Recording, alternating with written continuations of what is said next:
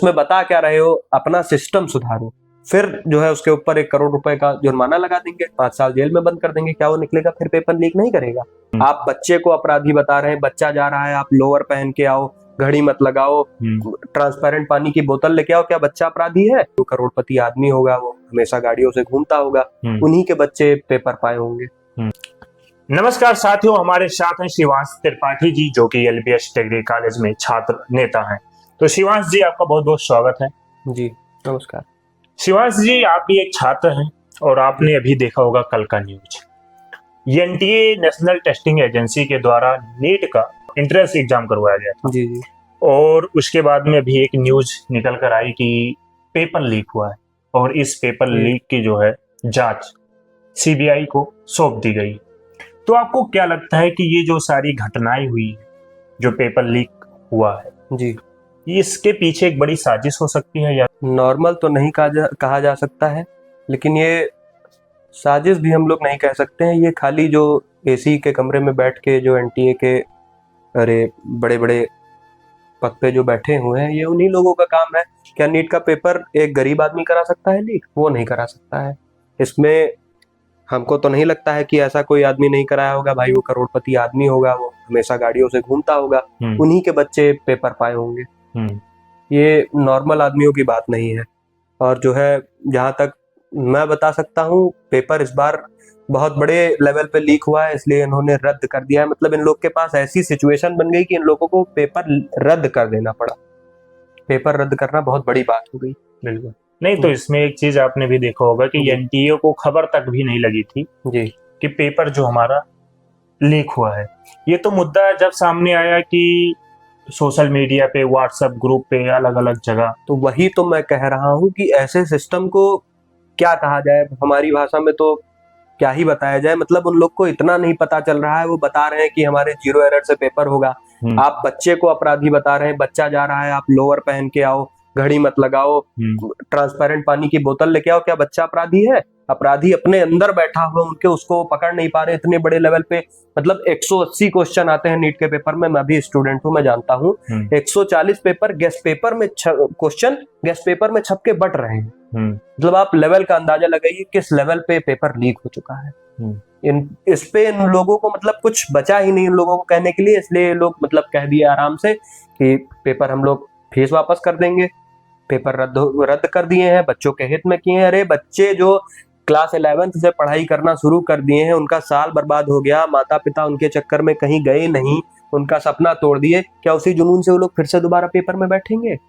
वो नहीं बैठ पाएंगे, वो लोग तो चुपचाप रो रहे होंगे कहीं। नहीं, तो यहाँ पे जैसे अभी पेपर लीक हुआ है, पेपर रद्द भी हुआ है, दोबारा एग्जाम भी होगा, तो आपको क्या लगता है कि छात्रों के लिए यहाँ पे मानसिक दबाव क्या होगा?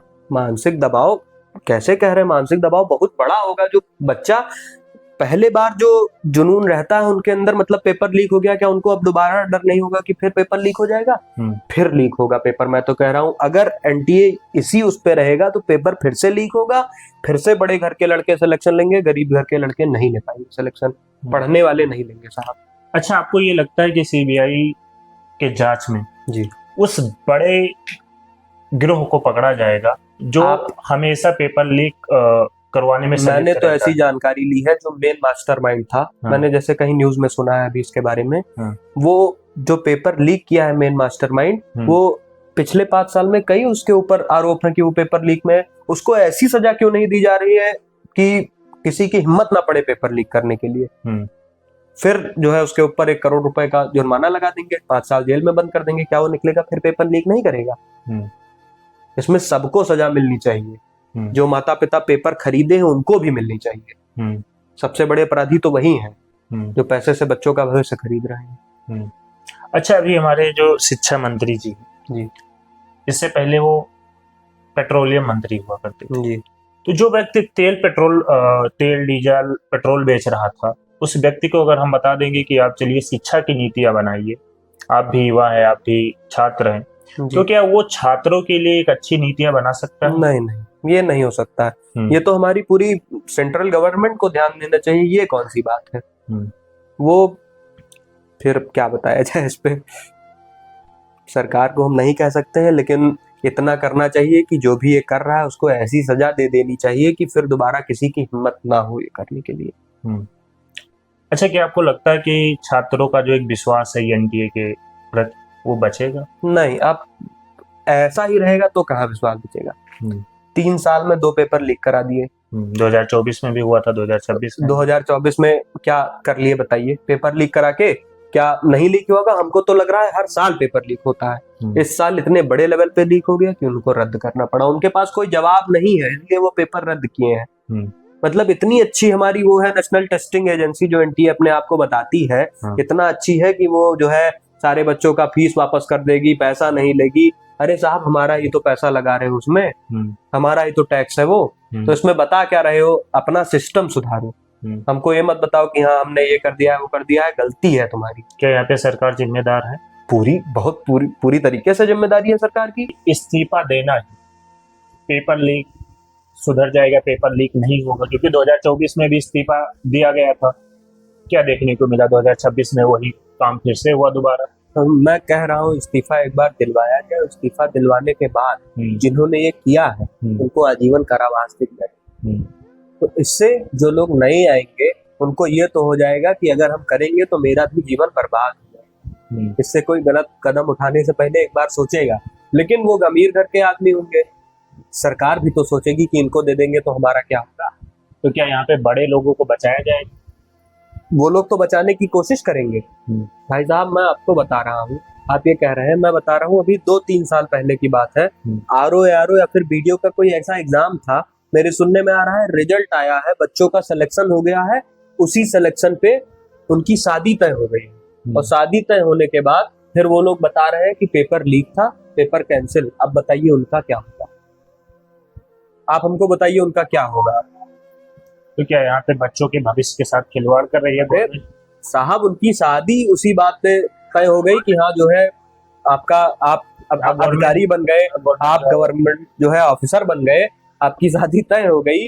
अब ये क्या सोचा जाए उस पर? और आप बता रहे हैं फिर आप नहीं है। मतलब आप एक हाथ से दे के दूसरे हाथ से ले रहे हैं, मतलब मजाक बना के रखे हैं सब कुछ। आपको कोई बताए कि आप प्रधानमंत्री बने फिर उसके बाद में आपको हटा दिया जाए। मैं किसी व्यक्ति विशेष को नहीं कह रहा, लेकिन आपके साथ भी ऐसा हो तो आपके ऊपर क्या बीती? ईवीएम हैक हो गई थी, दोबारा चुनाव ईवीएम हैक हो गई थी। करना चाहिए, जो इस चीज में इन्वॉल्व है उनके साथ ऐसा ही करना चाहिए। तो अभी आप क्या चाहते हो कि सरकार क्या करे, यहाँ पे क्या कार्यवाही करे कि जिससे छात्रों को आगे फिर ऐसी असुविधाओं का सामना न करना पड़े? मैं तो यही कह रहा हूँ, जो भी इन्वॉल्व है इसमें उनको सीधा आजीवन कारावास की सजा दी जाए। और कोई इसका उपचार नहीं है, नहीं तो फिर होगा। हर साल होता आया है, फिर से होगा। अमीर घर के बच्चे बनेंगे, गरीब घर के बच्चे ऐसे ही रहेंगे।